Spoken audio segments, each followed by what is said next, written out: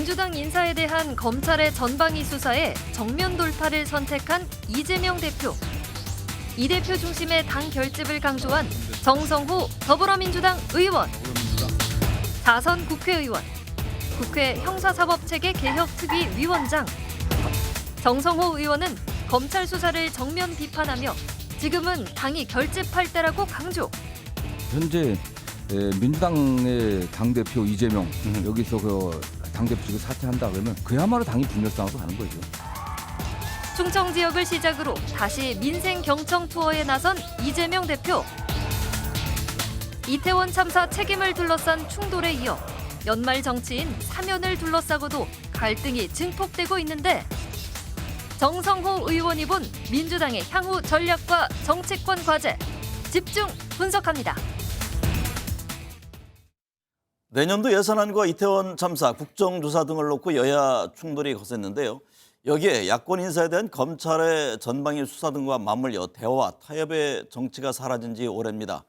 정성호 더불어민주당 의원과 정치 현안 진단해 보겠습니다. 정 의원님 안녕하십니까? 네, 안녕하십니까? 네, 내년도 예산안 처리 시한 지금 세 번째 넘기고 있는 상황인데요. 네. 여전히 합의가 이루어지지 않고 있습니다. 김진표 국회의장이 최소한의 양심은 있어야 하지 않냐 이렇게 정치권을 질타를 했는데 내일까지 예산안 통과 최종 시한을 제시했습니다만 과연 될 것인지 현 상황 어떻게 보세요? 뭐 의장께서 오죽 답답하시면 최소한의 양심이라도 있어야 되지 않겠냐라고 말씀하시겠습니까? 저도 뭐 국회의원으로서 국회가 그 책임과 역할을 제대로 못한 점에 대해서 국민들에게 죄송하고 또 송구하다는 말씀 안 드릴 수가 없습니다. 네. 다만 지금 오늘까지 상황만 봐도 여야 협상이 큰 진척이 없는 것 같습니다. 다만 어쨌든 제가 원내 수석부대표 했을 때가 2013년도였거든요. 네. 그해 2014년도 예산 편성이 예산 그 심사가 늦어져 갖고 2014년도 1월 1일 새벽에 했었습니다. 네. 저는 아직은 여유가 좀 있다고 생각을 하고 있고요. 다만 국민들이 좀 불안해하고 경제가 좀 어려운 상황이기 때문에 여야가 좀 협상보다 좀 적극적으로 임해야 되는 게 아닌가 하는 생각을 하고 있고 다만 예산을 편성하고 집행할 책임이 정부에 있기 때문에 네. 정부 여당이 보다 좀 적극적인 자세를 나서야 된다고 생각하고 있습니다. 좀 정략적인 판단으로 이 예산 편성, 예산의 어쨌든 여야 간 합의를 좀 늦추는 게 아닌가 네. 그렇게 의심할 수밖에 없습니다. 저는. 네. 사실 법인세 문제가 아주 심하게 의견이 네. 대립됐잖아요. 네. 김진표 국회의장이 법인세 최고세율 1%포인트 인하하는 내용 중재안을 냈는데 네. 그 부분에 대해서 민주당은 수용을 했고 네, 그렇습니다. 지금 국민의힘은 거부 입장을 내놓고 있잖아요. 네. 과연 이제 주말 논의를 계기로 이게 합의를 할 수 있을 것인지 뭐 지금 준예산 편성 얘기까지 나오고 있네요. 아니 준예산 이야기가 그 정부 여당 쪽에서 나왔던 얘기입니다. 네. 말이 안 되는 얘기죠. 이게 헌정사에서 없었던 일인데 이런 얘기를 나오는 것 자체가 정부 여당이 예산 어쨌든 국회에서 예산 합의에 대한 의지가 없다는 걸 좀 반증하는 게 아닌가 하는 생각을 하고 있습니다. 과거의 전례를 봐도 예산 심사 때는 정부의 그 자원들이 총동원돼 갖고 야당 설득하고 그랬습니다. 네. 그런데 지금 그런 게 보이질 않아요, 지금요. 지금 뭐 총리가 한번 이재명 당대표를 예방하긴 했지만은 뭐 그런 정도에 불과했던 거고 네. 그 위에 어쨌든 그러면 이재명 당대표가 본인이 요구했던 그런 예산도 다 반영되지 못했고 그랬음에도 불구하고 야당이 여당에 대해서 협상안을 냈으면 여당이 좀 적극적으로 응해야 될 거 아니겠습니까? 네. 그런데 지금 핵심적인 쟁점이 오히려 그 법인세보다도 제가 알기로는 경찰국 예산하고 법무부 인사정보관리단 예산 네. 그거 뭐 채 10억도 안 되는 예산으로 알고 있습니다. 그거 갖고서 그것도 김진표 의장이 일단 집행하고 일단 뭐 예비비로 집행할 수 있게 하겠다는 그런 그렇죠. 여지까지 줬음에도 불구하고 지금 타협을 안 하고 있는 겁니다. 네. 이재명 대표는 대승적 차원에서 국회의장 뜻을 존중하고 중재안을 받아들이겠다 입장을 내면서 이태원 참사 국정조사에도 본격 착수해야 한다 이런 입장을 냈잖아요. 그런데 국민의힘은 지금 예산안 처리 뒤에 국정조사에 임하겠다 이런 입장이죠. 아니 원래 처음부터 예산과 국정조사를 갖다 결부시킨다는 건 좀 약간 부적절한 거였죠 사실은요. 네. 그 당시에는 예산이 최소한 법정 기한이 12월 2일이라든가 아니면 정기국회 끝날 때인 12월 9일까지는 되지 않겠다라는 어떤 전제하에 이렇게 합의를 했던 것 같습니다. 예산은 예산이고 국정조사는 국정조사 아니겠습니까? 그런데 이게 안 되고 있기 때문에 지금 야당에서는 일단 야당만이라도 국정조사 출발해야 되지 않겠냐 이런 얘기를 하고 있는 거고요. 어떤 정부 쪽에서 아니 여당 쪽에서 국정조사의 의지가 좀 있다고 하면 정말 얼마나 뭐 그저께 그 49제였지 않습니까? 네. 49제였다면 국민들이 슬픔에 젖어 있습니까? 사실은 이런 국민들 좀 위로하고 국민을 좀 통합하고 또 국정을 제대로 돌아가게 하려고 하면은 국정은 국조대로 빨리 시작을 해야 될 것 같습니다. 네. 말씀하신 대로 지난 금요일이 이태원 참사 49제였는데요.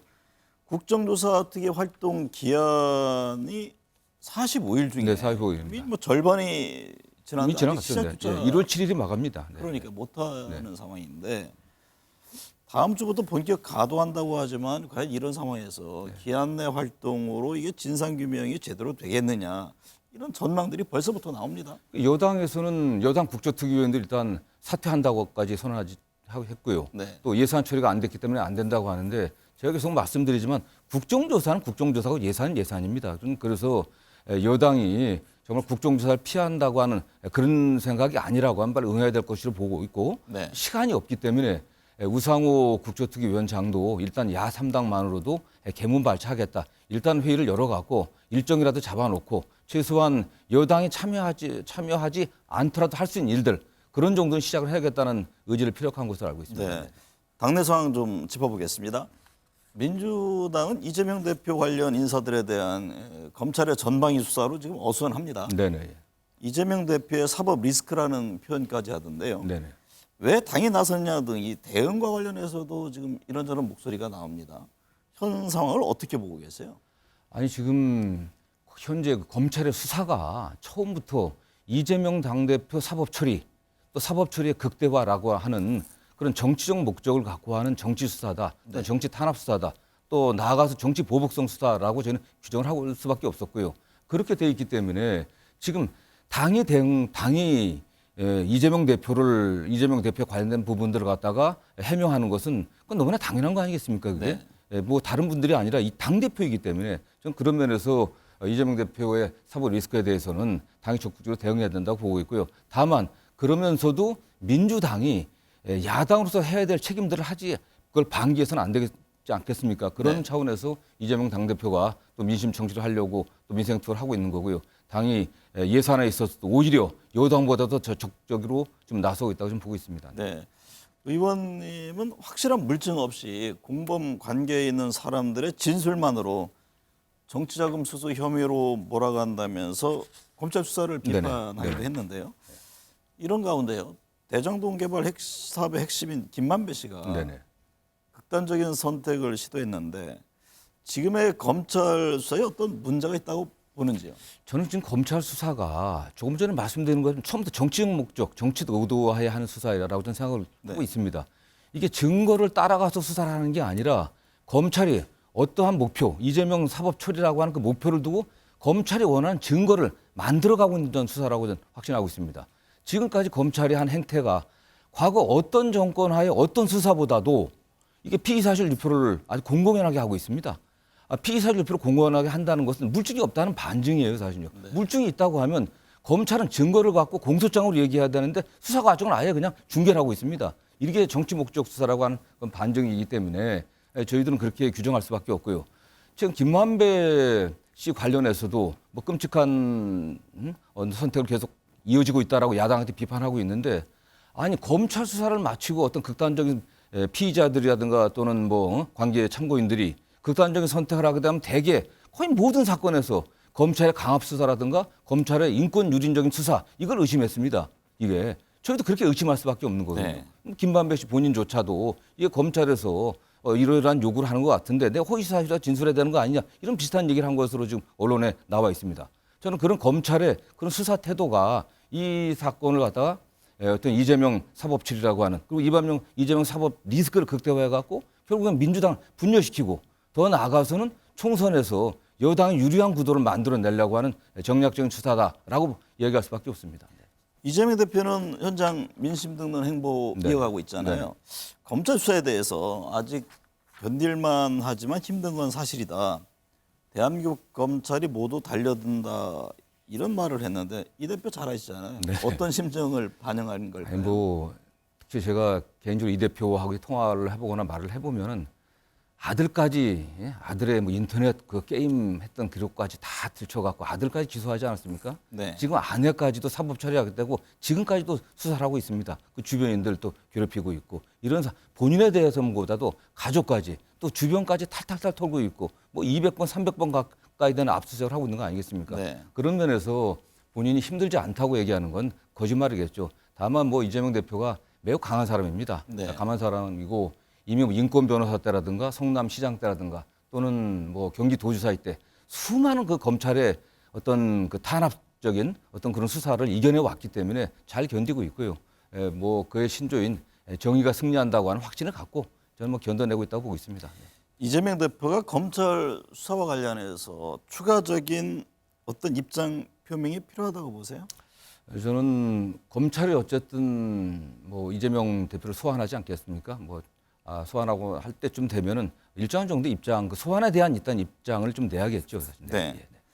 이 대표 관련 검찰 수사 등과 맞물려서요. 지금 분당론을 얘기하는 인사들도 있던데 실제 당내 분위기는 어떻습니까? 저는 뭐 들어본 적이 없는 얘기고요. 네. 언론에서는 뭐 비명계 이재명계 싸움 얘기 또는 뭐 나가서 분당 얘기까지 하는데 전혀 근거 없는 얘기고 네. 그거야말로 여당이 바라는 거 아니겠습니까? 네. 저는 민주당에 소속된 분들이라고 하면은 좀 오해의 소지가 있는 무책임한 발언들은 안 하는 게 그게 당에 대한 최소한의 도리라고 생각합니다. 네. 총선을 앞두고요. 민주당뿐만 아니라 뭐 국민의힘도 그렇고 여야 분할을 통한 다당제 구도 가능성을 점치는 분들이 있던데 그 점은 네. 어떻게 보세요? 저는 뭐 여야 그 내부 분열에 의한 다당제가 아니라 네. 그야말로 현재 소선구제, 그다음 지역주의에 기반한 지금 양당 기득권 구조, 또 여기에 위에 서 있는 5년 단임제 대통령제 네. 이거 좀 바꿔야 된다는 생각을 좀 하고 있습니다. 네. 5년마다 모든 것을 다 걸고서 싸우고 패배하면 정치보복 당하고 이렇게 돼서는 안 되지 않겠습니까? 네. 그런 의미에서 그 시작으로 역시 연대와 연합 또는 합의와 협치를 가능하게 하는 다당제가 전 개인적으로 필요하다고 좀 보고 있고요. 그런 의미에서 다당제를 가능하게 하는 중대선거구제라든가 또는 비례대표제의 어떤 변화라든가 이런 거 좀 필요하다고 좀 개인적으로 생각하고 있습니다. 네. 선거구제라든가 권력구조 개편 등 이른바 이제 개헌 논의가 좀 본격화할 수 있다고 보세요? 당장의 그 개헌 논의는 쉽지 않을 거라고 보고 네. 있고요. 다만 어쨌든 총선이 내후년에 있기 때문에 선거구제 개편이라든가 선거제도 개편 문제는 논의의 어떤 흐름들이 조금씩 일어나고 있는 것으로 알고 있습니다. 네.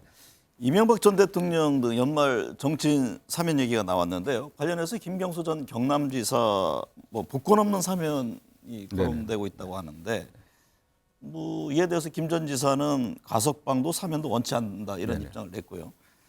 사면 등을 떠나서 김경수 전 지사의 향후 정치적 역할에 대한 얘기가 나옵니다. 뭐 친문 부심점 얘기도 네네. 나오고 그러던데요.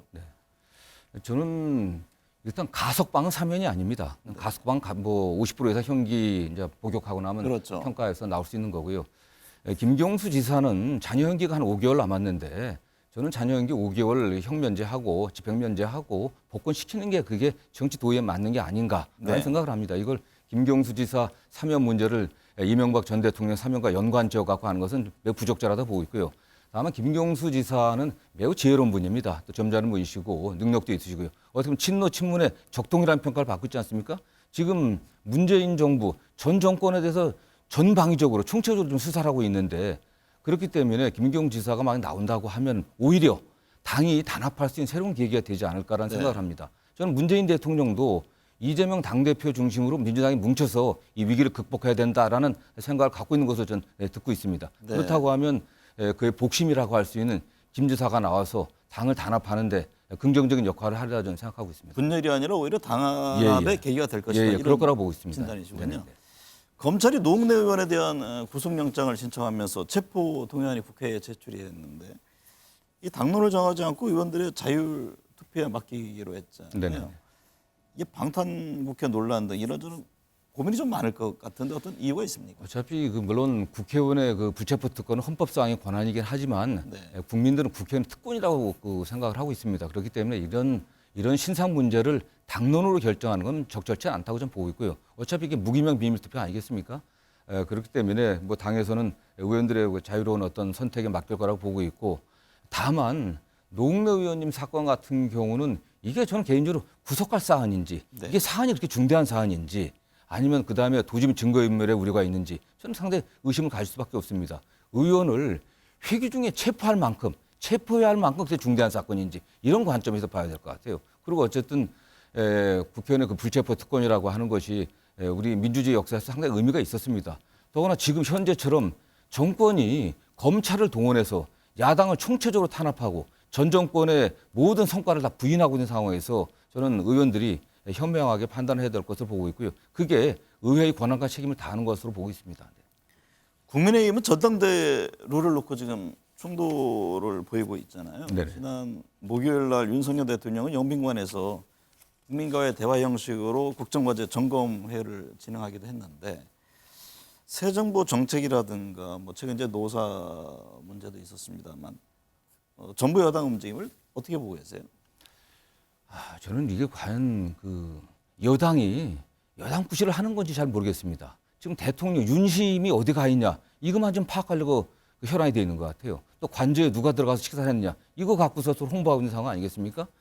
여당이 집권 여당이라고 하면 국민이 도대체 뭘 원하고 있는지 대한민국을 어떤 나라로 끌고 가기를 원하는지 이걸 파악해 갖고 그런 걸 집행 책임이 있는 대통령에 전달하고 대통령과 뜻을 같이 해야 되는 거 아니겠습니까? 지금 대통령께서 전대로를 갖다 100% 당원 득표로 하는 게 좋겠다 이런 비슷한 얘기를 했다는 언론 보도도 있는데 이거야말로 대통령의 또 정치적 중립 의무 또 정치 개입 아니겠습니까? 이 상황에서 정부 여당이 민생에는 아무 관심이 없고 예산 처리에도 관심이 없고 오직 당권 투쟁에만 몰두하고 있는 게 이게 국가를 위태롭게 하고 경제를 어렵게 만든다고 저는 생각하고 있습니다. 네. 한 해를 마무리할 연말에도 정치권은 바람 잘 날 없습니다. 새해를 맞는 각오는 어떨까요? 오늘 함께해 주셔서 감사합니다. 네, 감사합니다.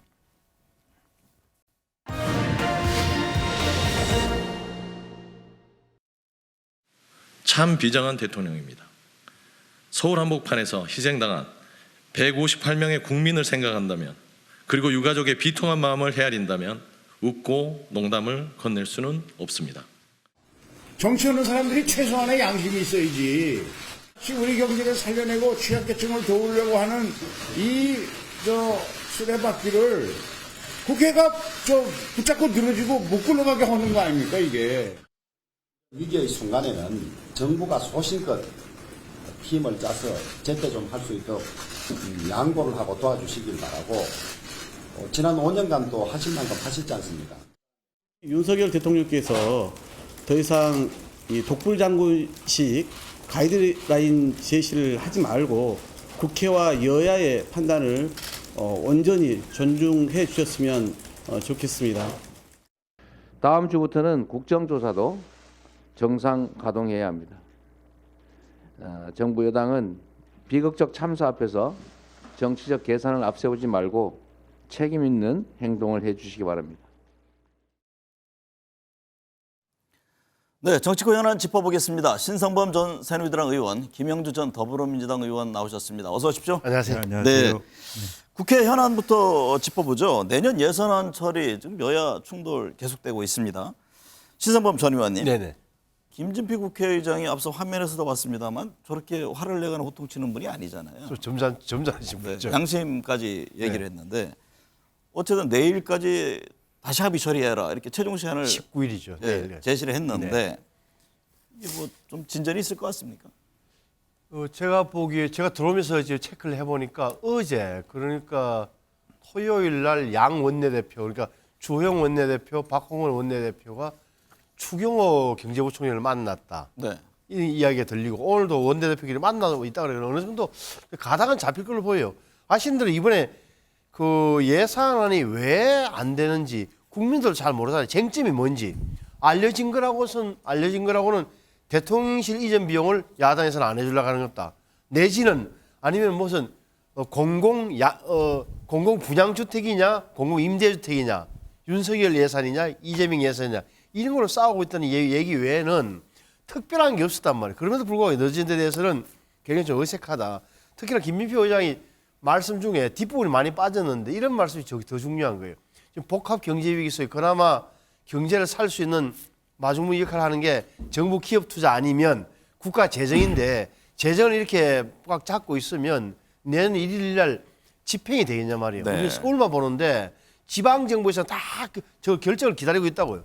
그러니까 복지 예산 같은 것도 내년 2023년 1월 1일부터 집행이 되기 위해서는 빨리 통과되는 게 맞는 거예요. 저는 국회의장이 할 이야기를 한 겁니다. 네, 원래 경제 위기 상황에서는 뭐 통화 정책과 재정 그 재정이죠, 양대밖에 없는데 김 의장이 워낙 경제통이니까 그 적확한 지적을 한 거란 말이죠.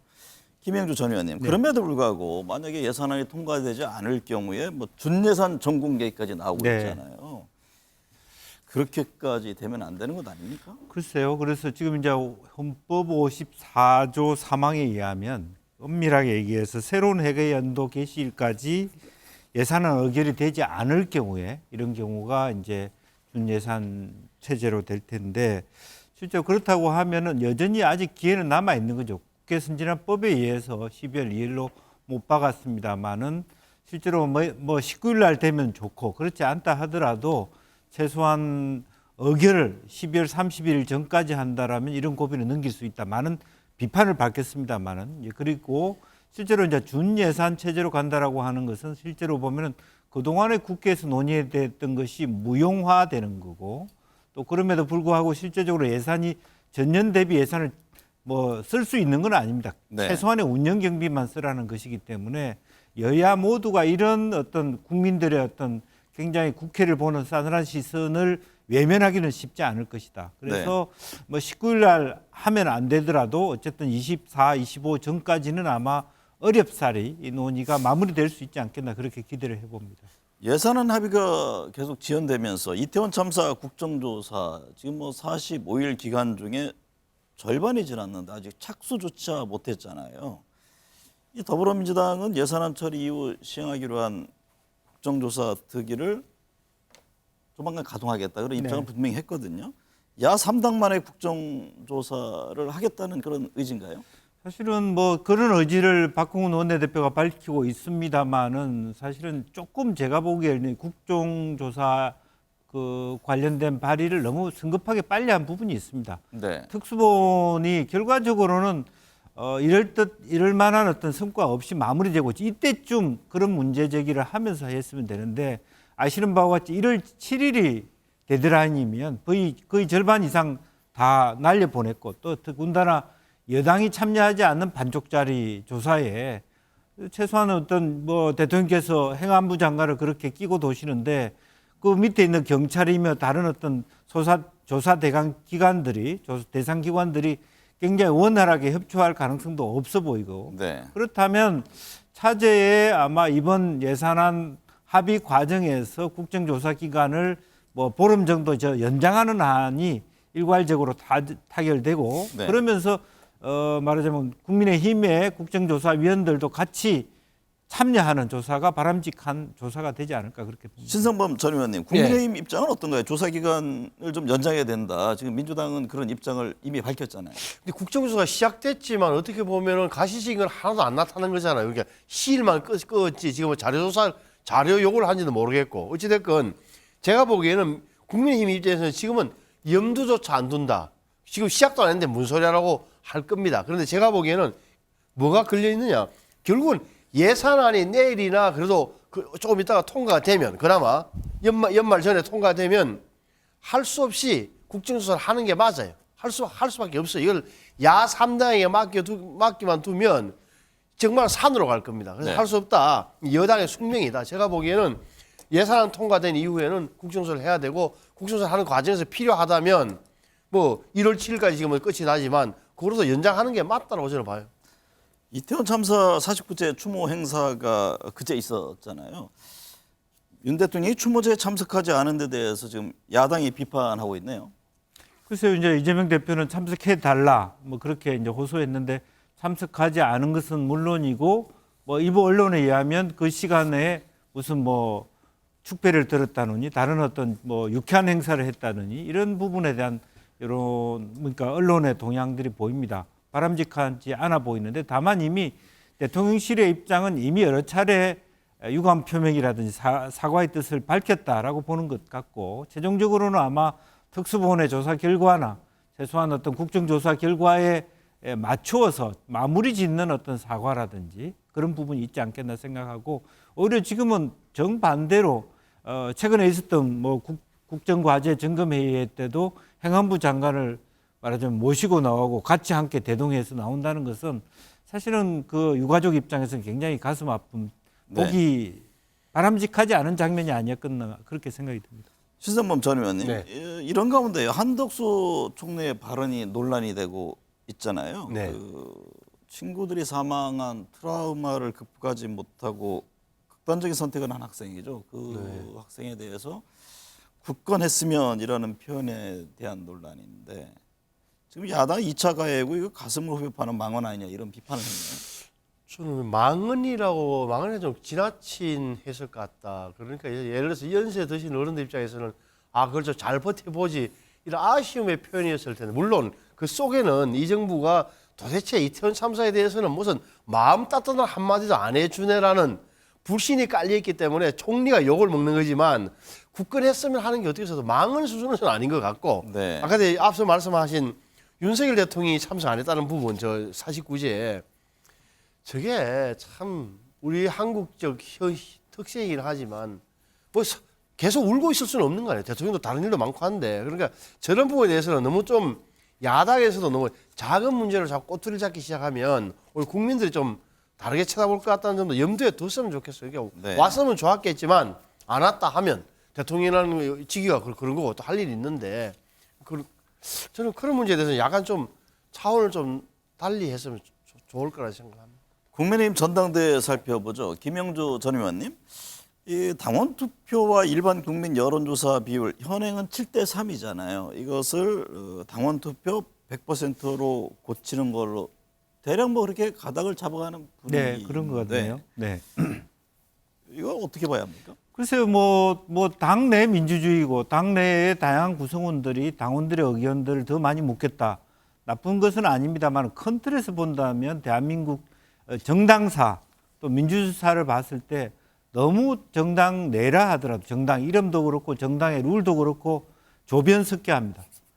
더군다나 뭐 이것이 이 시점에 한 1년 전에 당헌 개정하는 것도 아니고 내일 모레 내년 2월 말 3월 초에 행사할 것을 2개월 전에 또 이런 개정이라고 하는 건 누구 딱 눈에 보이지 않습니까? 누구를 찍어내기 위해서 누구를 떨어뜨리기 위한 당헌 개정. 이것은 민주주의적인 토론하고는 상관이 없고 공정을 외치는 이 정부가 할 일은 아니다. 그래서 당내에서도 상당히 많은 사람들이 반대하는 입장이 있는 것 같고요. 결국 그 길로 간다 하더라도 저는 제가 보기에는 7대3으로 하든 8대2로 하든 결과적으로는 똑같을 것인데 너무 지나치게 옹졸하게 생각하지 않나 그렇게 생각합니다. 대통령이 100%로 하는 게 낫지 않겠느냐, 뭐 이렇게 발언한 것으로 전해져서 이게 좀 논란이 됐잖아요. 그리고 전해졌고 초선 재선들이 모여서 100% 하는 게 좋겠다는 의견을 냈고 정진석 위원장이 그런 얘기를 하고 당내 분위기를 그렇게 몰아가고 있는 거죠. 네.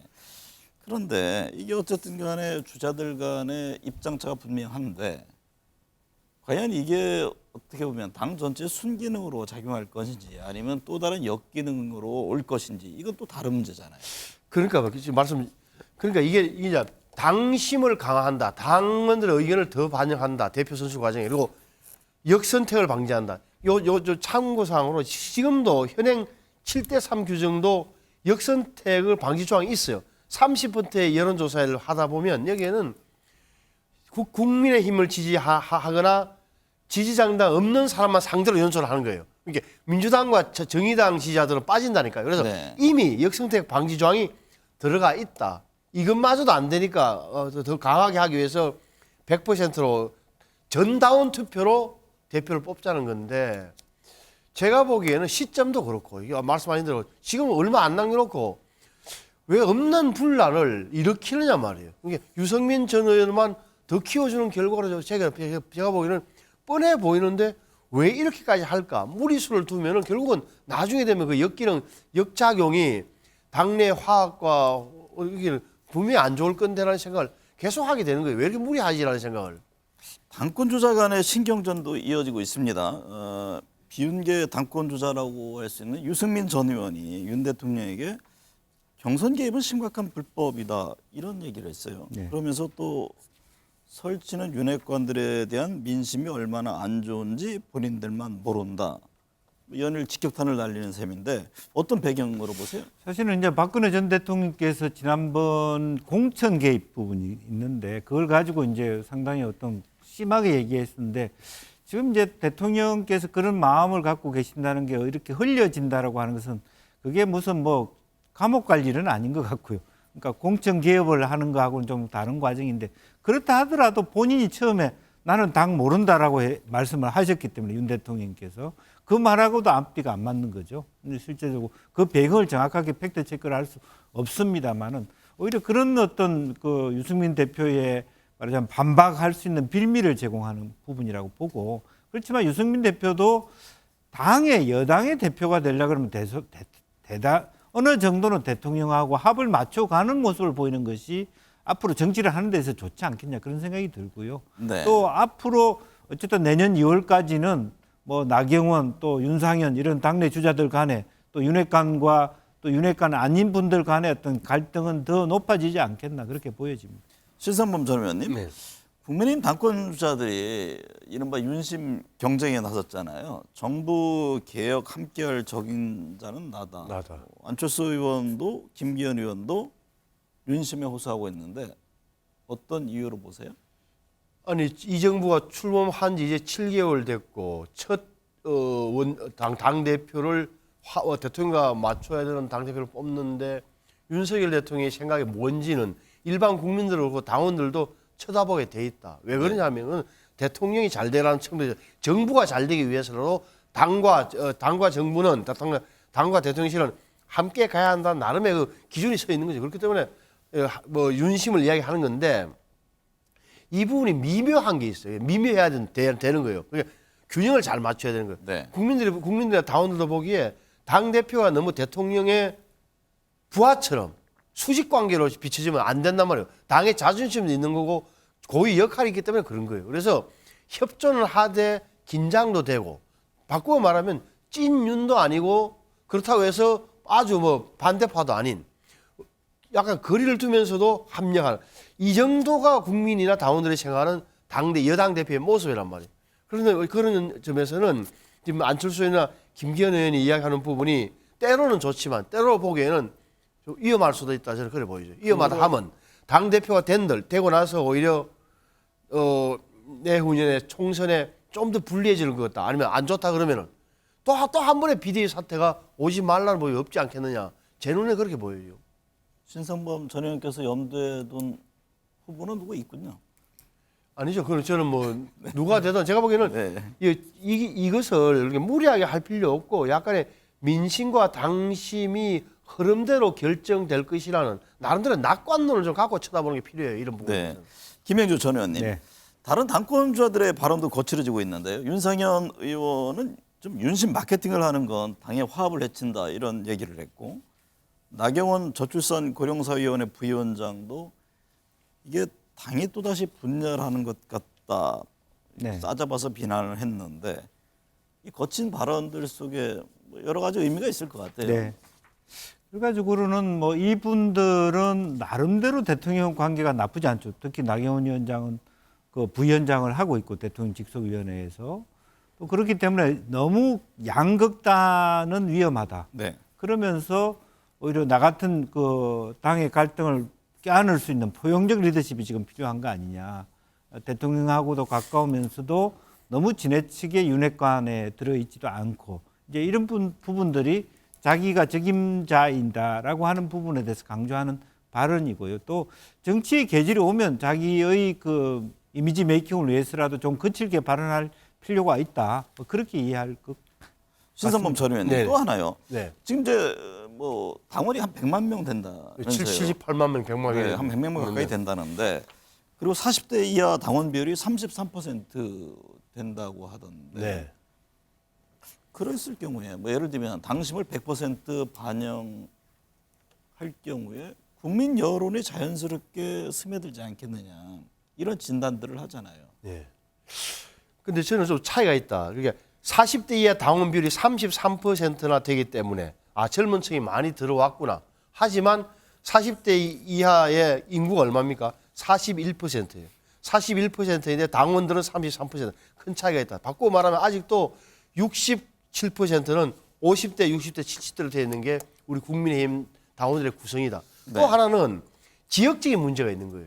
예를 들어 호남 지역에 당원들이 거의 없을 거 아닙니까? 그래서 지금까지 30%라는 여론조사 반영은 사실은 여기에 대한 보정장치 역할을 했던 거예요. 그래서 그렇잖아요. 그때 논의가 돼요. 그러니까요. 반영을 했던 그러니까 것이죠. 그래서 이제 이렇게 여러 시행착오 끝에 확정된 건데 이것을 와서 바꾸겠다고 하니까 이상하다는 점을 느낄 수밖에 없는 거고, 심지어는 민주당이 말이죠. 전체적으로 다 당원들, 권리당원들이니 강조하다가 보십시오. 강조하다가 이번에 이재명 대표 될 때 아예 바꿨잖아요. 우리하고 똑같아졌어요. 70대 30이 됐다니까요. 뭐가 70입니까? 네. 대의원 30, 권리당원 40. 민주당이에요. 대의원 40에 권리당원 40%. 70%죠. 여론조사. 일반 국민 여론조사 25%, 일반 당원 여론조사 5%. 7대 3. 우리 민주당은 국민의힘을 따라왔는데, 쫓아오는데 국민의힘은 100% 당원 투표로 가겠다. 이 형국이란 말이에요. 네. 대장동 개발 사업의 핵심 측근이죠. 이 김만배 씨 관련 얘기해 볼게요. 그 극단적 선택 시도에 따른 이런저런 지금 말들이 나옵니다. 무리한 검찰 수사 때문이다라는 야당의 비판도 있고요. 향후 검찰 수사에 또 어떤 영향을 주는 것 아니냐 이런 진단들도 나오는데 어떻게 보세요? 글쎄요, 이제 이 부분은 뭐 여러 차례 시도를 했다라고 하는 것, 그리고 이제 실제 본인이나 본인 주변 저 부인의 의견과 실제로 그 출동했던 119 그 종사자의 의견, 저 신체가 얼마나 폐 손상이 갔는지 신체적인 어떤 그 상태가 어떤지에 대한 입장이 엇갈리고 있습니다. 그렇기 때문에 한편으로 보면 이것이 일정 정도는 어떤 시그널이냐 하면 한 번 좀 재판을 수년해서 새로운 작전을 짜겠다라고 하는 의지가 하나 있는 것 같고, 두 번째는 자기가 그동안에 그 디펜스해 왔던 가령 뭐 이재명 대표를 만약에 본인이 어떤 그 보호해 왔다라면 더 이상 보호하기 힘겹다라고 하는 그런 스탠스도 있고, 또 검찰에 대해서도 그동안에 뭐 야당에서 얘기하듯이 강압적으로 한 방향을 정해놓고 무리한 수사하는 데 대해서 가만히 있지 않겠다. 이런 여러 가지 다중 포석이 있는 것으로 보여지고, 다만 더 그 심플하게 말씀드리면 아마 앞으로는 조금 더 본인 이익 중심으로 본인의 이해관계, 본인의 형량, 왜냐하면 지금 자기가 숨기려고 했던 재산들이 거의 다 양측근의 중심으로 구속됨으로써 다 표출이 되고 있거든요. 따라서 그동안에 자기가 재산을 뭐 감출 수 있다라고 하는 전제에서의 그동안의 자기 방어 논리에서 이제는 완전히 포기하고 난 다음에 자기 방어 논리로 건너가고 있는 거 아닌가, 그렇게 보여집니다. 김만배 씨의 극단적인 선택 시도에 그 이재명 대표 침묵 관련해서 여당에서는 이번에도 모른 척 할 거냐 이런 비판을 하던데요. 지금 이재명 대표는 민생을 얘기하면서 민심 판방 행보 이어가고 있잖아요. 네. 근데 저는 김만배 씨가 왜 극단적 선택을 시도하려 했을까? 제 눈에 비친 대목이 이런 대목이. 한마디로 이야기하면, 자, 나는 지금까지 제 해석이에요. 이재명 대표를 지키기 위해서 최선을 다해 왔는데 검찰의 수사 칼이 끝까지 날 따라오고 있다. 나도 이제 더 이상 못 버틴다. 나 목숨 끊으면서까지 지켜주려 했다. 끝. 이 대목이 저는 이렇게 느껴지는 거예요. 왜 그러냐면 지금 보십시오. 역으로 또 해석하는 분들도 있잖아요. 예, 유동규와 남욱은 지금은 형량을 줄이는 게 가장 급선무예요. 그래서 자기가 안 지은 죄는 털겠다는 식으로 다 이야기를 하고 있는 거고, 김만배는 재산을 지키는 게 급선무인데 숨겨놨던 것까지 검찰이 찾아내서 압박을 하니 여기서는 나는 더 이상 못 버틴다. 네. 나 앞으로는 내 이야기를 하겠다라고 저는 그렇게 해석했어요. 네. 물론 다른 해석하는 분들도 있는데 누가 많은지는 봐야 되겠지만 앞으로 법정에서 저는 김만배 씨가 좀 적극적으로 저는 진술할 가능성이 높다고 봐요.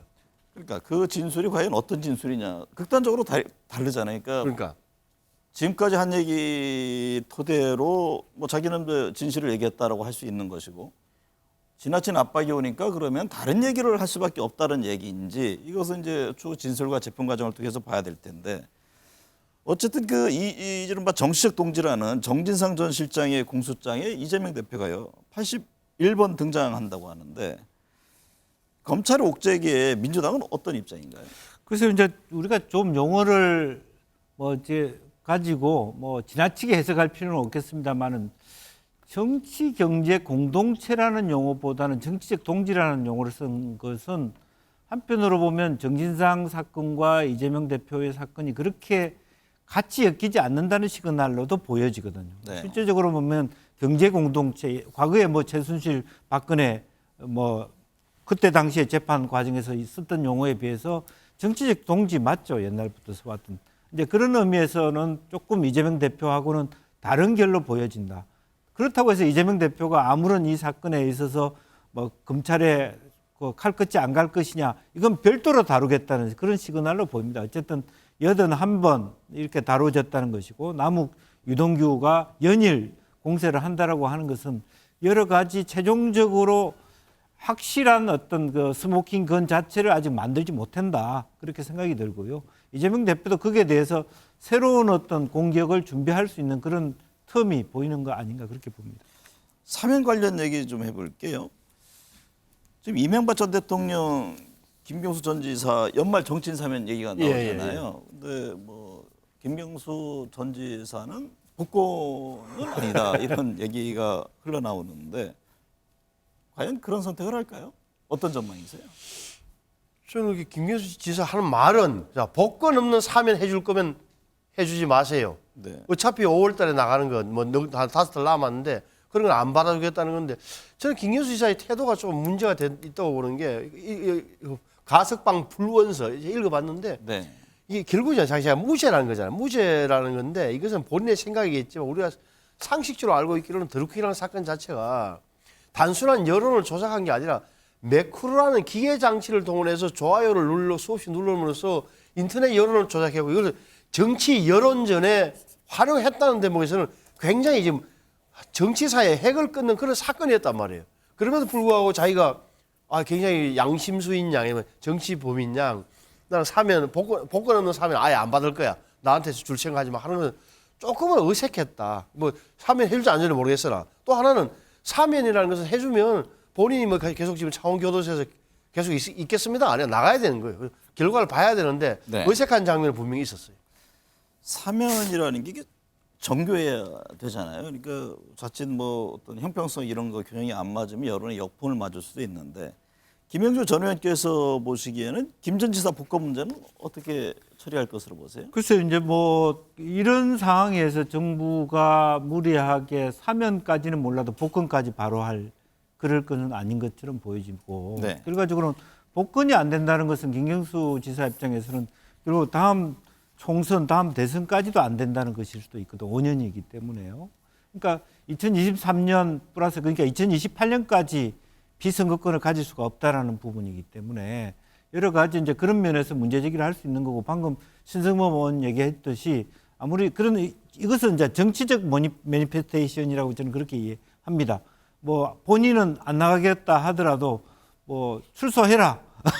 네. 그러면 안 받을 수 없는, 억지로 앉아 있을 수 없는 상황이라고 보고, 다만 본인 스스로가 떳떳하다, 또 혹은 내가 이명박 전 대통령 사면에 둘러리가 서지 않겠다, 그런 정치적 의견의 계진이다, 그렇게 봐야 될 것 같습니다.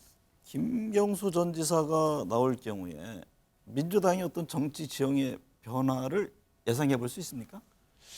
저는 초선 의원, 경남지사 한 번, 그 인격적으로 굉장히 선후배들한테 신망이 높은 인간적으로 훌륭한 사람, 아주 이렇게 평가하는 굉장히 좋더라고요. 근데 네. 과연 제가 민주당 내 상황을 잘 몰라서 그런데 저는 과연 그게 무슨 변화를 일으킬 수 있는 인물일까에 대해서는 저는 잘 모르겠어요. 김 의원이 이야기를 해줬는데. 네.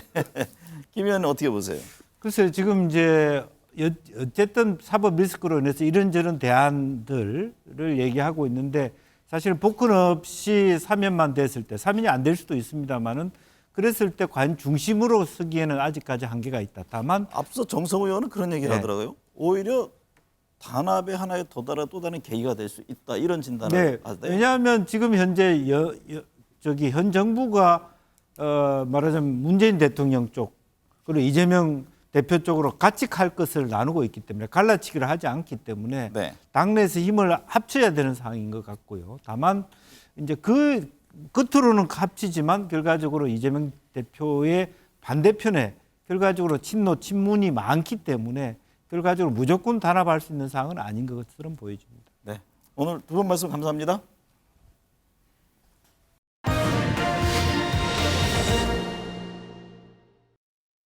또 정부 초기에 국무회의에서 확정한 이 국정과제는 저희 정부의 국정운영 규범입니다. 국민과의 약속이고요. 3대 개혁은 아주 필수이고 그리고 결국 미래 세대를 위한 것입니다. 개혁이라고 하는 것은 인기 없는 일이지만 회피하지 않고 반드시 우리가 해내야 합니다. 모든 참석자들이 당원의 비중을 확대하자는데 의견을 일치했습니다. 그래서 나아가서 100% 당원을 하자는 의견이 대다수였습니다. 뭐 9대1 이야기도 나오고요. 10대 빵 이야기도 나오고. 뭐 9대1은 조금 뭐랄까요? 좀 쪼잔하고 구질구질하지 않아요? 그 뭐 화끈하게 10대 빵으로 뭐 하든지 그거는 그분들 엿장수 마음대로인데 총선은 전체 국민을 대상으로 우리가 표를 호소하는 거고 마음을 얻는 거 아니겠습니까? 그래서 저는 그거는 그렇게 하면 총선 필패다. 비당원 국민의힘 지지층 의견을 반영할 수 있는 통로입니다. 근데 그걸 완전히 없애버린다고 하면 나중에 당대표가 되더라도 총선 때 우리 당원들 이외의 당원이 아니지만 국민의힘 지지층에게 어떻게 호소를 할 수 있겠는가.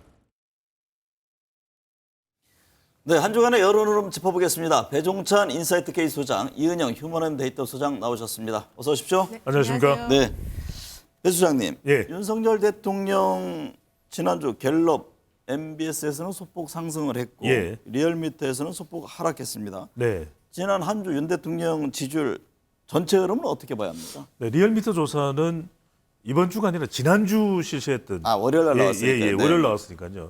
그러니까 한 주 동안 실시됐던 조사는 대체로 지지율이 올라갔다. 이 결과를 보면 심지어는 뭐 자동응답 조사에서는 40% 이상 넘는 조사도 했습니다. 네. 이른바 지난 대선에서 윤석열 대통령에 투표했던 윤찍 지지층들이 계속해서 결집되고 있다. 네. 특히 이제 법과 원칙을 강조하면서 화물연대 대응, 그리고 법인세, 그리고 안보 강화, 또 문재인 정권에 대한 수사, 이런 부분들이 보수층은 결집되는 영향 현상으로 나타나고 있습니다. 이은영 소장님, 네. 갤럽 조사를 보니까 여전히 긍정평가 1위 사유가 노조 대응으로 나타났고 또 부정평가 사유 1위는 독단적, 일방적이라는 응답이 나왔는데 최근 노조 대응 태도와 긍부정 평가에 모두 영향을 미친 모습인데 지지율 흐름의 핵심 변수는 뭡니까?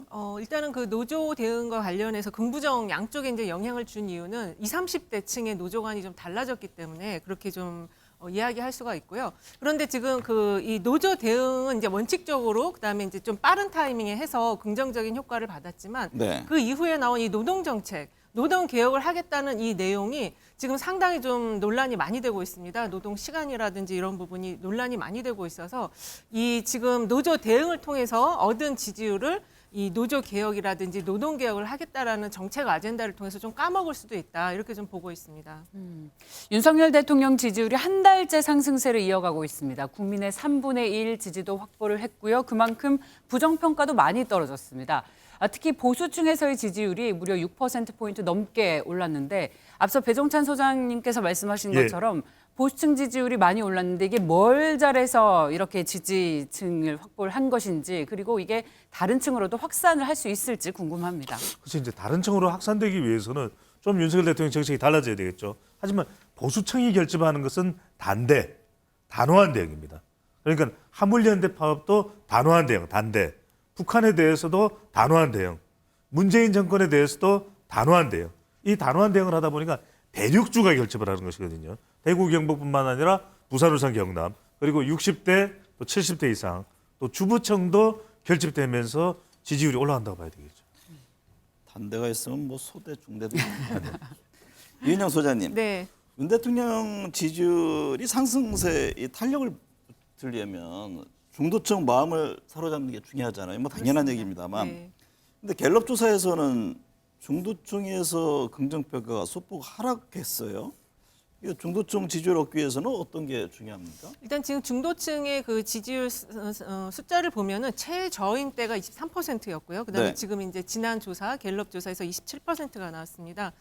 가장 중요한 거는 이제 지금 윤 대통령도 이 지지층의 확장을 위해서는 그 결집도가 먼저 있어야 되고 자기 지지층의 결집도가 있어야 되고 그다음에 이제 아젠다가 필요하다라고 생각을 한 것 같아요. 그래서 거기에 맞춰서 이제 3대 개혁 아젠다를 꺼냈는데 사실 아직 이 중도층 같은 경우는 그런 이제 개혁 아젠다에 좀 이해하거나 공감하기보다는 그 전에 이제 그 태도라든지 이 그 이미지 이런 걸 좀 더 중요하게 볼 수 있는데 그 금요일날 있었던 그 12구 참사 49제 여기에 지금 윤 대통령은 전혀 다른 쪽의 행동을 했었거든요. 그날 뭐 크리스마스 점등식하고 또 술잔 사고 또 그 자기 살던 곳에 주민들께 떡을 돌렸는데 이런 것들이 굉장히 대비되는 모습으로 나타나면서 중도층에게는 좀 긍정적인 이미지를 주고 있지 않는 것 같습니다. 역대 그 대통령 3분기 지지율 평가를 보면요. 윤석열 대통령이 30%대거든요. 그래서 네. 지금 최근에 조금 상승이 이루어졌다고는 하지만 아직 갈 길은 멀다. 그렇게 좀 봐야 될 것 같고 새해 기대감을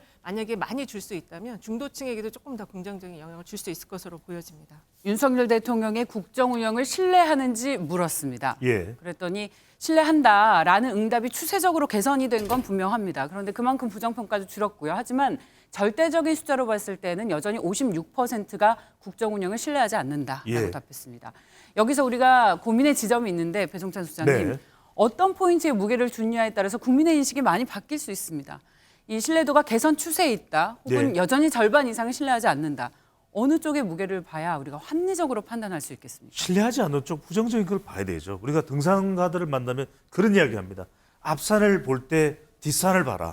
그거는 왜냐하면 오히려 나를 지지하지 않는 사람들이 왜 지지하지 않을까? 그것이 더 모든 사람 대한민국의 국민들을 하나의 이 국민으로 통합하는 그것이 대통령의 역할이거든요. 지금 지지율이 올라가지만 보수층의 결집입니다. 그렇다면 아직도 부정평가가 많다. 무엇이 더 필요할까? 결국 중도층과 MZ세대, 2030 세대가 흡수하기 위해서는 소통도 필요하고 누구랑? 야당이랑 또 통합도 필요합니다. 진보층 국민들과도. 또 중요한 것은 뭐냐? 협치입니다. 결국 이 법인세 3%포인트 인하를 통과시키기 위해서는 야당의 마음을 또 끌어들여야 되는 이 노력이 또 반드시 필요한 것이죠. 이은영 소장님, 여론조사를 보면요. 윤 대통령 지지율이 지금 30% 중후반이잖아요. 네. 일부에서는 40%가 넘었는데 이게 30%대와 이 40%대 안착은 확연히 다르잖아요. 네, 그렇습니다.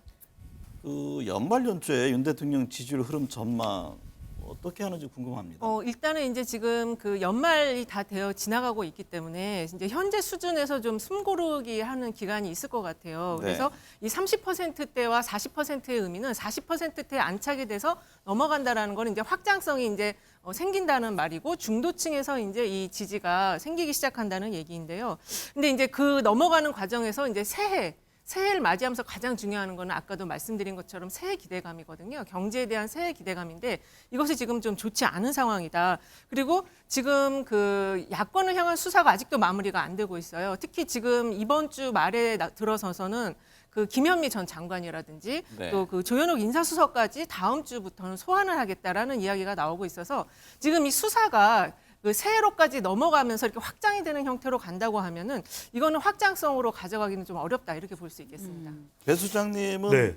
어떻게 보세요? 연말 연초 대통령 지지율 흐름에 대해서. 저는 일단 그래도 보수층 결집은 계속될 거다. 왜냐하면 지난 대선에서 윤석열 대통령에게 투표했던 윤찍 48.56%가 있거든요. 저는 자동응답 조사 기준으로는 연말 연초에 45% 내외 그리고 전화면접 조사, 한국갤럽 조사는 전화면접 조사는 대체로 40% 내외 정도 가는 정도의 보수층 결집은 일단 당분간은 계속될 것으로 보입니다.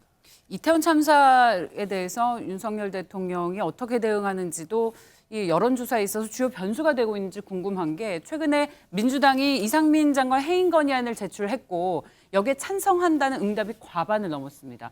근데 대통령실은 여전히 여기에 대해서 다른 입장을 나타내고 있고요.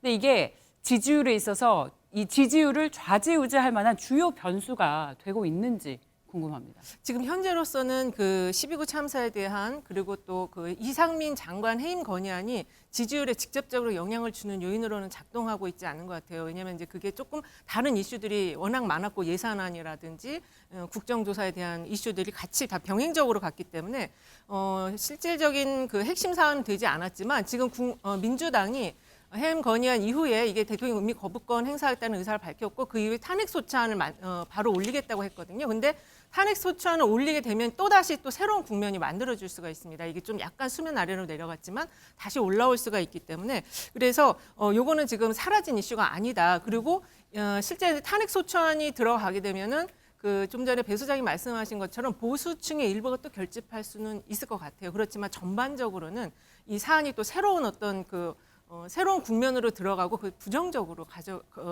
이루어질 가능성이 훨씬 더 커 보입니다. 배종찬 소장님. 네.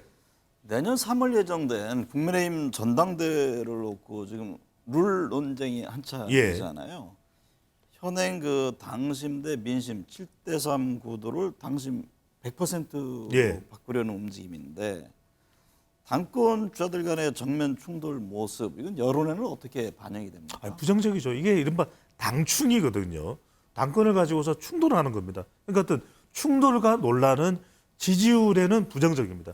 그래서 8월 달도 그렇고 당권이 이렇게 이준석 전 대표 충돌할 때 지지율 내려갔어요. 근데 한때는 대통령은 국정 수행에 대해서 상당히 부정적이었지만 국민의힘은 그럴 필요가 없잖아요. 그래서 국민의힘 지지율이 대통령의 지지율보다 더 높았었는데 최근의 추세는 보면 오히려 국민의힘 지지율이 대통령 지지율보다도 낮은 결과로 나옵니다. 그 이유는 뭘까? 결국에는 또 당권 가지고 이렇게 갈등하는 모습, 더군다나 집권 여당이 이러다 보니까 이 국민의힘에 대한 경쟁력 자체도 좀 약화되는 현상도 나오고 있거든요. 앞서 우리 정운갑 의원께서도 말씀하셨던 대로 이 전당대회 룰은 당원들이 정하든 아니면 합리적으로 정해왔던 대로 가면 될 일인데 이렇게 싸우는 모습을 보면 결국 지지층들도 혀를 내두르게 되는 것이죠.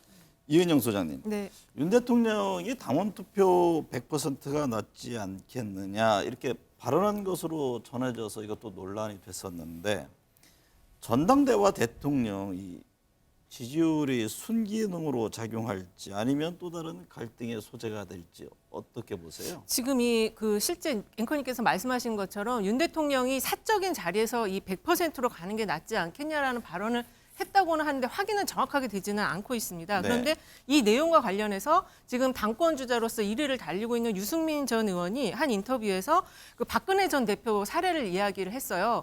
그 윤석열 그 당시 특검 수사가 45년 구형을 했지만 결국 22년 받았고 그 중에서 2년이 그 공천 개입을 한 이유 때문에 형을 받았다라는 이야기를 했거든요. 그래서 이게 지금 대통령의 이제 지지율이 상승한다라는 거는 전대에서 대통령의 힘을 받으려는 사람들이 많아지기 때문에 이제 그게 같은 어떤 순적인 기능을 작용하겠지만 지금 대통령이 직접적으로 개입하는 듯한 모습을 보이고 있기 때문에 제가 볼 때는 그 역작용이 더 크지 않을까. 지금 당권 주자들도 비윤계 쪽이 지금 지지를 더 많이 받고 있는 상황이어서 이런 말은 굉장히 좀 위험하다 이렇게 보고 있습니다. 그래서 당권 주자 얘기를 좀 해보고 싶은데 이 전 국민에게 국민의힘 차기 당대표가 누가 적합할지 물어보면 유승민 전 의원이 압도적인 1위입니다. 그리고 한두 번도 아니고 연이어서 같은 결과가 나왔고요.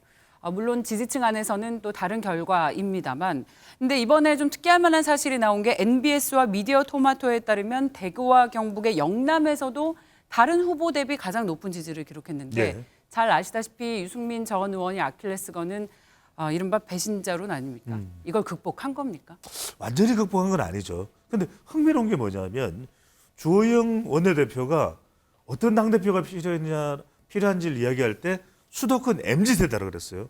그 사람이 누구냐? 이준석 전 대표였거든요. 근데 이준석 전 대표는 밀려났죠.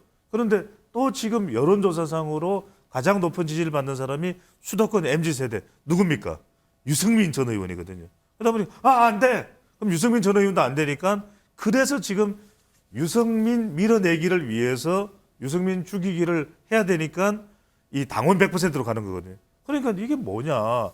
그냥 어떤 룰이 있으면 그 상태에서 뭐 친윤이 결집을 하든지 이길 수 있는 그런 태도를 보여야 되는데 오히려 유승민 전 의원 되면 안 돼! 이런 식의 어떤 움직임이 일어나고 있으니까 이것 자체가 국민의힘에는 부정적인 영향이 있다는 것이죠. 이은영 소장님, 국민의힘 지지층으로 한정해서 봤을 때 NBS에서는 안철수 의원이 또 미디어 토마토 조사에서는 나경원 부위원장이 선두를 달리는 것으로 나왔는데요.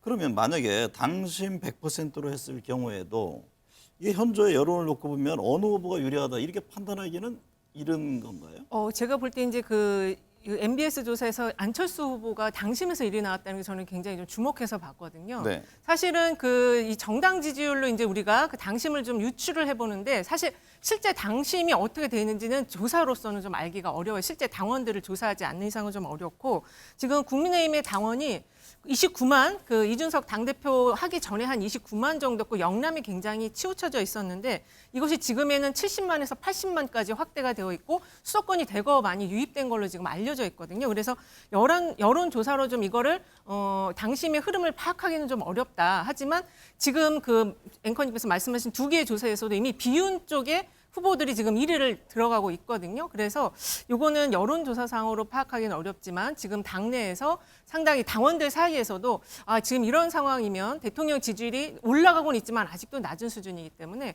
총선을 위해서는 조금 다른 어떤 획기적인 좀 선택이 필요하다. 이런 여론이 있는 것으로 지금 추측이 되고 있습니다. 근데 이걸 좀 다르게 보셔야 돼요. 지금 방금 전에 미디어 토마토의 국민의힘 차기 당대표 선호도의 국민의힘 지지층 그걸 지금 다시 한번 더 보여주시면 좋을 것 같은데 이거 그대로 좀 고정을 시켜서 보시면은 흥미로운 게 김기현 의원이 이 윤석열 대통령과 많지 않은 이제 관제에서 했던데 11위예요. 국민의힘 지지층에서는 꽤 양호한 편입니다. 자, 당대표에 나오지 않을 한동훈 장관과 16% 그리고 국토교통부 장관인 원희룡 장관을 지지하는 사람이 김기현 쪽에 힘을 보태주면 30%가 넘습니다. 네. 31.2가 돼요. 이 이야기는 결국 당원 100%가 되면 대통령의 의중이 작동된다.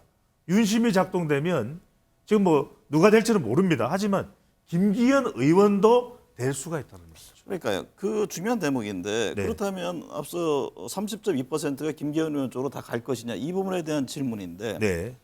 지금 책임 당원이 한 100만 명 된다는 것 아닙니까? 그렇죠. 또 2030 세대 과연 이 표심이 어디로 향할 것인지 또 젊은 층이 뭐 33% 정도 된다는 이런 분석들이 나오고 있는데 이걸 어떻게 봐야 합니까? 실제 그런 현상이 나올 것인지 만약에 당시 100%로 했을 경우에 네.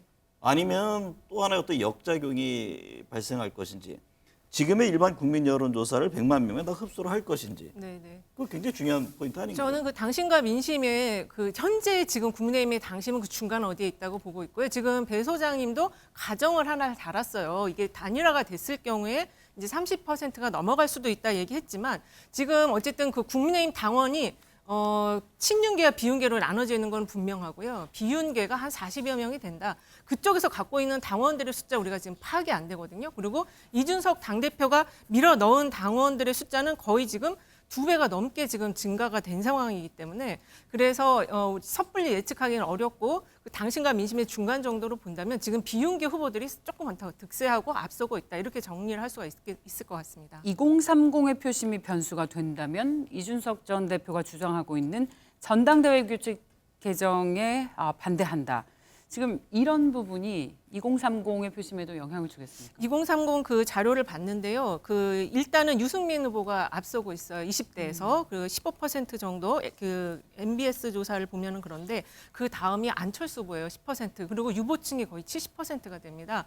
그리고 그 30, 40대에서 이제 유승민 후보가 가져가는 게 굉장히 많거든요. 그래서 이제 근데 지금 이 조사로 유보층이 70% 나온 거는 그냥 일반적으로 우리가 여론조사에서 당 지지층이기 때문에 실제 근데 국민의힘의 20대는 이준석 그 전 당대표의 영향력이 굉장히 강하잖아요. 그래서 이런 조사 가지고는 우리가 좀 섣불리 진단하기는 어렵다. 이렇게 좀 정리할 수 있겠습니다. 배 소장님 관련한 얘기인데요. 전당대회 뭐 지금 논의하고 있는 인물 외에 후보로 또 거론되는 사람들이 분명히 있잖아요. 앞서 그렇습니다. 얘기한 현직 장관들도 있고 또 후보는 아니지만 절대적인 영향력을 줄 수 있는 인물 또 이준석 전 대표를 그렇습니다. 얘기하는 사람들도 있고요. 네네. 이게 전당대회 변수가 되거나 주목해야 될 또 다른 점은 어떤 겁니까? 그래서 이제 이준석 전 대표의 경우에 20대, 30대에 대한 영향이 분명히 있을 겁니다. 네. 이들은 대체적으로 유승민 전 의원 쪽으로 가게 될 거예요. 그런데 이제 문제는 뭐냐면 당원 100%가 됐을 때는 윤심이 또 상당히 20대, 30대 당원들에게는 또 이게 단순히 이제 우리가 2대남, 3대남 일반적인 유권자들하고 좀 성격이 다르다고 봐야 되거든요. 그리고 이런 친윤 의원들이 강하게 또 이 당원들에 대해서 영향을 줄 때 다를 수가 있고 뭐 한동훈 장관이 당원들에 줄 수 있는 영향은 제한적일 거예요. 네. 근데 결과적으로는 이제 아까 이은영 소장님께서 말씀하셨듯이 친윤 후보들이 이제는 많아지게 되면 이 합종 연행이 안 된다면은 유승민 전 의원이 유리해지는 거예요. 네. 그래서 저는 그 교통 정리를 뭐 윤석열 대통령이 직접 한다고까지는 하기 힘들겠지만 당 지도부를 통해서 친윤 지도부를 통해서 저는 어느 정도 친윤 후보들 간은 교통 정리가 될 가능성이 상당히 있지 않을까 싶습니다. 민주당 상황 살펴보겠습니다. 이은영 소장님, 네. 이재명 대표를 향한 검찰 수사와 관련해서 당내 지금 이런저런 목소리가 들리는데요. 책임론, 분당론 얘기를 하는 인사도 있고 아직은 이 대표 중심의 목소리가 크다고 봐야 합니까? 아직은 크다고 봐야 할 것 같습니다. 지난번에 이제 그 분당론을 살짝 언급한 게 박영선 전 그 장관이었거든요. 그런데 이제 미국으로 또 간다는 이야기가 있어요. 당분간 좀 미국에 가 있는다는 이야기가 있어서 실제 지금 당에서 이재명 당대표에 대해서 뭐 물러나라 이야기를 하는 거는 30의원 정도라고 볼 수 있을 것 같습니다. 그래서 그 당 지지층이 상당히 아직은 이 수사가 진행 중에 있기 때문에 이재명 당대표를 중심으로 모여 있다. 다만 문제는 이게 지금 확장이 잘 안 되고 있다라는 점이거든요. 그래서 그 대목 때문에 30의원이라든지 또 박영선 장관이 이제 어떤 이 대표의 리더십을 좀 보여달라는 요구를 지금 하고 있는 것 같은데요. 그렇지만 그렇더라도 여기서 이탈을 해서 뭐 분당을 한다든지 이러기에는 지금 조건이 너무 좀 맞지가 않고 있어요. 분당을 하려면은 반드시 그 대선 주자 후보군은 한 명은 같이 분당을 해야 되는데 지금 그런 상황이 아니다 보니까 조금 더 수사를 좀 지켜보자. 내년 한 2월까지는 지켜보자. 이런 흐름으로 나타나고 있는 것 같습니다. 그래서 이재명 대표가 지금 국민 속으로 경청 투어를 시작했습니다. 전국을 돌면서 국민들과의 접점을 최대한 늘리려고 하고 있습니다.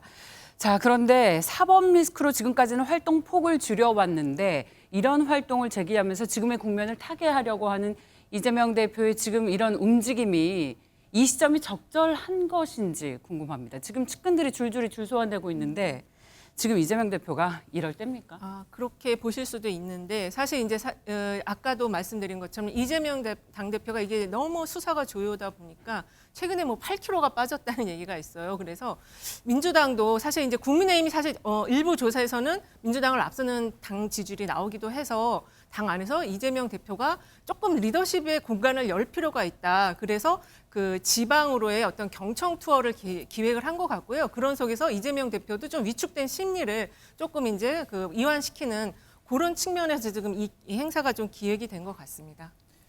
배 소장님, 네. 그 연말 사면 관련 얘기 좀 해볼게요. 예. 이명박 전 대통령, 뭐 김경수 전 경남지사 등등 얘기가 나오고 있잖아요. 근데 김경수 전 지사는 이게 복권은 아니다 이런 얘기가 나오면서 본인은 가석방 원치 않는다 이런 입장까지 냈는데 특별 사면 대상과 폭을 어떻게 전망하세요? 저는 이명박 전 대통령 특별 사면은 거의 확실시되고 있다. 왜? 네. 이명박 전 대통령 측도 지금 형집행 정지 추가 신청을 안 했다고 하거든요. 그러면 거의 뭐 이건 특별 사면 수순이라고 봐야 될 것 같고요. 다만 이제 김경수 전 지사의 경우에는 가석방 불원서까지 냈고 또 뭐 구체적인 내용이 확정된 건 아닙니다만은 사면은 검토하지만 복권은 안 된다. 그 이야기는 국민의힘 내부에서도 김경수 포비아 일종의 김경수 전 지사가 다음 총선에 등장할 경우에 또 선거에 나올 수 있을 때 정치적 활동을 본격화했을 때 상당히 두렵다. 경쟁자가 될 수 있다. 파괴력이 있을 수 있다. 이런 판단 때문에 저는 이제 그 부분을 의식하고 있는 것이거든요. 그렇다면 이 정도로 김경수 전 지사 쪽에서도 반발이 나오고 있는 상황이라면 저는 사면을 하지 않을 가능성이 높다. 결국 이명박 전 대통령에만 대한 사면으로 일단락될 가능성이 있을 것으로 보입니다. 이은영 소장님, 네. 근데 이 사면이 굉장히 정교해야 하잖아요. 형평성 등이라든가 이런 논란이 있을 경우에 자칫 역풍을 맞을 수도 있는데 대체로 사면 이후 대통령에 대한 여론 흐름은 어땠습니까?